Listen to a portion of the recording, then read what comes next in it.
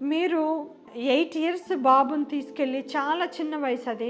పేరెంట్స్‌కి, పిల్లలకి, సిబ్లింగ్స్‌కి, మన వాతావరణంకి, హోమ్‌కి అటాచ్‌మెంట్ ఫార్మ్ అయ్యే స్టేజ్ అనమాట. ఆ 8 ఇయర్స్ బాబుని మీరు హాస్టల్‌లో పెట్టారు. నేను హాస్టల్‌లో పెట్టడం తప్పు అనట్లేదు.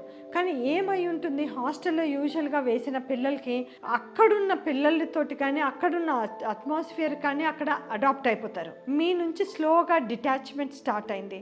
అంటే అటాచ్‌మెంటు లేదనమాట.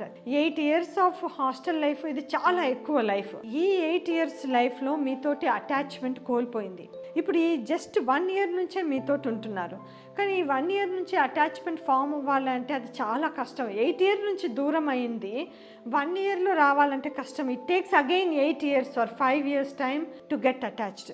బాబులో నాకు ఫాల్ట్ పెద్దగా కనిపించట్లేదు. కానీ మీరు ఎక్స్‌ప్లెయిన్ చేసేవన్నీ కూడా బాబుకి అంత కరెక్ట్ అనిపించట్లేవు. అంటే ఇంట్రెస్ట్ అనిపించట్లేవు. ఏది ఏమైనా సరే మీతోటి సడన్‌గా అటాచ్‌మెంట్ రావాలి అంటే అది మ్యాజిక్ కాదు. అట్లా వెంటనే కుదరదు. మీరు టైం ఇవ్వండి. ఇంట్లోనే ఉండే పాటైతే ఇంటి నుంచే కాలేజ్‌కి వెళ్ళడమో, ఇంటి నుంచే ఫ్యూచర్‌లో చదువుకుంటుంటే అది స్లోగా అటాచ్‌మెంట్ డెవలప్ అవుతుంది. వన్ థింగ్ ఏంటంటే నెగెటివ్ మాటలు మాట్లాడకండి.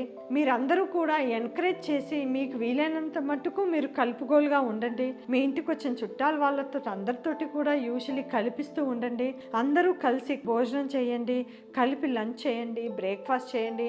ప్రతి విషయము ఇంట్లో జరిగే విషయాలు షేర్ చేసుకుంటూ ఉండండి. అట్లా స్లోగా మీలో కలిసిపోతాడు అబ్బాయి. కానీ 1, 2 ఇయర్స్, 3 ఇయర్స్ అయినా కూడా కలవలేదు, డిటాచ్గా ఉన్నాడు, ఏదో ప్రాబ్లం ఉంది, ఎవరితోటూ కూడా కలవట్లేదు, రూమ్లో లాకప్ అయిపోయి ఉంటున్నాడు అంటే అప్పుడు ఏదో ప్రాబ్లం, అప్పుడు ప్రొఫెషనల్ దగ్గరికి తీసుకెళ్ళండి.